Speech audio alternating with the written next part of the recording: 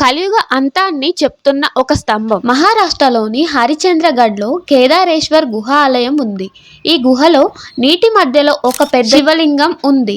విశేషం ఏంటంటే ఈ భారీ గుహ కేవలం ఒక్కటంటే ఒక్క రాతి స్తంభం ఆధారంగానే నిలిచి ఉంది. పురాణాల ప్రకారం ఇక్కడ మొదట్లో 4 స్తంభాలు ఉండేవి. అవి సత్య, త్రేత, ద్వాపర, కలియుగాలకు ప్రతిరూపాలు. ఒక్కో యుగం ముగిసేసరికి ఒక్కో స్తంభం ముక్కలై కూలిపోయింది. ఇప్పుడు మిగిలింది కేవలం కలియుగానికి సంబంధించిన 4వ స్తంభం మాత్రమే. ఈ చివరి స్తంభం కూడా రోజు రోజుకు సరిగిపోతూ బలహీన పడిపోతుంది. ఏ రోజు అయితే ఈ 4వ స్తంభం కూడా పూర్తిగా విరిగిపోతుందో అదే కలియుగానికి చివరి రోజు.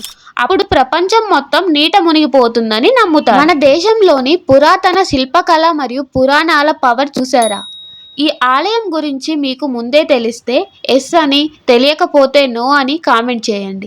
ఇలాంటి మరిన్ని ఇంట్రెస్టింగ్ మిస్టరీ కోసం ఇప్పుడే కింద ఉన్న ఫాలో బటన్ని క్లిక్ చేసేయండి. అలాగే వెళ్తూ ఒక లైక్ చేసేయండి.